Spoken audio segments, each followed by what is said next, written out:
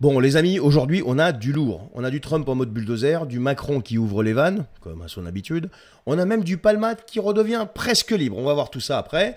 Et on a même une France qui manque de médicaments vitaux. Puis t'inquiète pas, hein. On va pas juste résumer les infos. Je laisse ça à BFM TV et compagnie. Ici, on va les déglinguer. C'est pas pareil. Alors, je commence par Trump qui relance une guerre commerciale, donc en mode XXL, depuis qu'il est arrivé à la Maison-Blanche. Il a signé je ne sais pas combien d'ordres exécutifs. Et donc là, il frappe encore plus fort. Ça y est, c'est tombé 25% de droits de douane sur les voitures étrangères.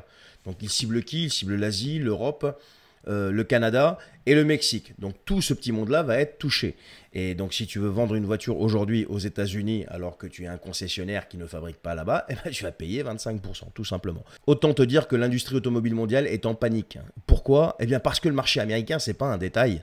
Le marché américain représente un marché colossal. Et aujourd'hui, les usines, les chaînes d'approvisionnement, les composants, tout est mondialisé. Donc si tu produis au Mexique pour vendre aux US, eh ben c'est terminé. Sinon, tu manges la taxe. Voilà, tout simplement.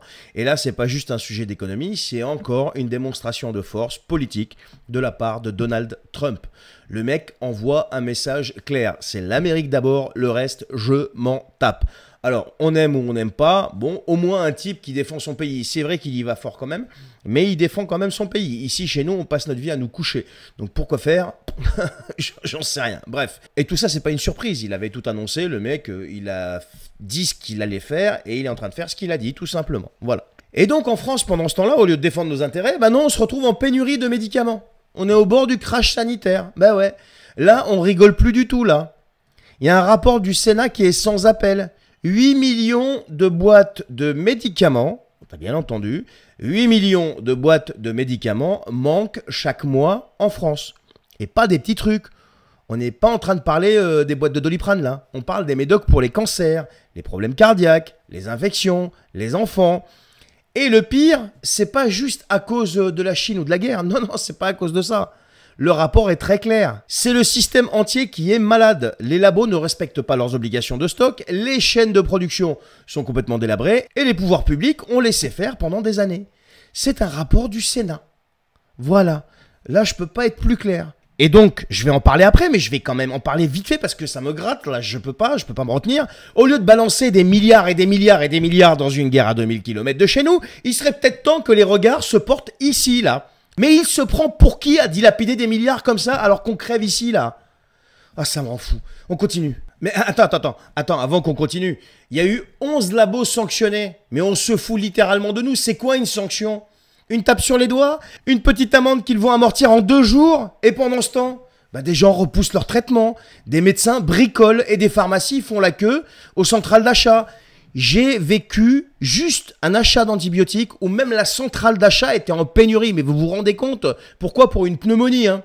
On n'est pas en train de parler de quelque chose de beaucoup plus grave. Et ce qui est sidérant, c'est que tout le monde le savait, ça. Et rien n'a bougé, rien, que dalle. Alors la question est très simple. Mais vous attendez quoi pour relocaliser? L'autre, il arrête pas de nous bassiner. On réindustrialise et je sais pas quoi, mais 8 millions de boîtes de médicaments. Vous attendez quoi pour sauver la vie des gens? Une rupture d'insuline, des crises massives, une hécatombe silencieuse? Mais vous attendez quoi en fait?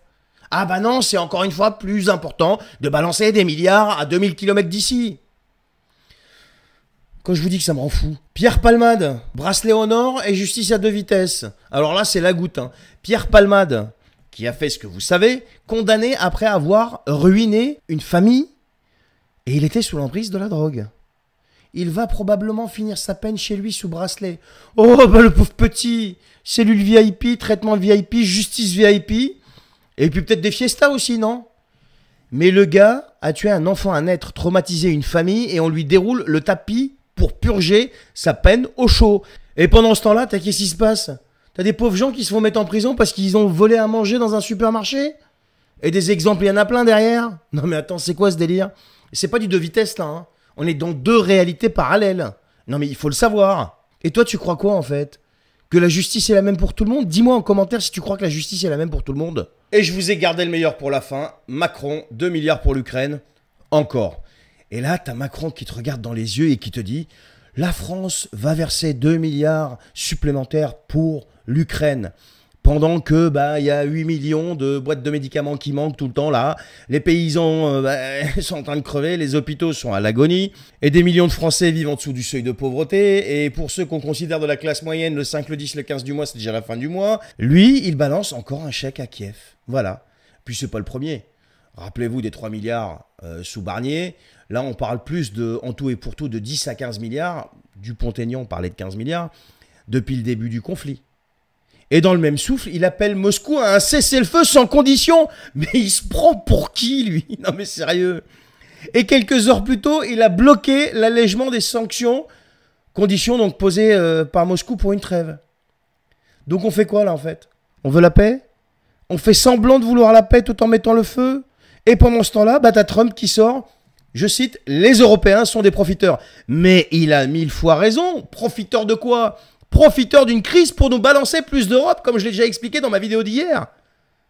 Et en plus, l'Europe envoie des aides, refuse les compromis et attend que les autres fassent le sale boulot. Mais c'est pas beau ça? Et donc aujourd'hui, on a quoi?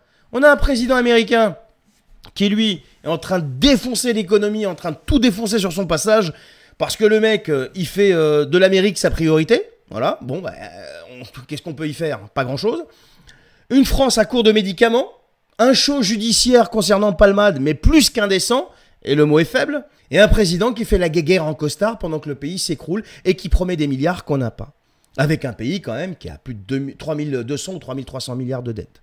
Et qui est un pays qui est le plus taxé au monde. Presque 46% quand même du PIB en prélèvement obligatoire. Et on te demande encore des efforts. Donc voilà ces sujets qui m'ont paru un petit peu chauds. Et encore, je ne vous ai pas parlé de la taxe sur les poules et le poulailler. Vous allez voir, ça c'est gratiné, mais j'en fais toute une vidéo rien que pour ça. Non mais on est chez les fous, on est chez les fous. Comme le dit Charles Gave, on est vraiment dans un asile psychiatrique à ciel ouvert. Mais enfin, ils savent très bien ce qu'ils font. Il ne faut pas non plus croire que ces gens-là ne savent pas ce qu'ils font. Ils savent très très bien ce qu'ils font. Je vous ai dit, j'en ai parlé dans ma vidéo hier. Tout ça, ce ne sont que des excuses pour plus d'Europe et compagnie. Donc voilà. Donc j'ai adopté ce nouveau format vidéo en traitant 3-4 actualités du jour quand il y a des actualités qui sont chaudes comme ça. Donc c'est un format qui est un petit peu plus long que d'habitude. Donc on est entre 8 et 9 minutes. Mais bon, c'est quand même un format qui vous permet de survoler les actualités importantes du jour sans devoir y passer des heures. Voilà. Sur ce, si vous en voulez une dose tous les jours, eh bien, vous n'avez plus qu'à commenter, liker, partager, vous abonner.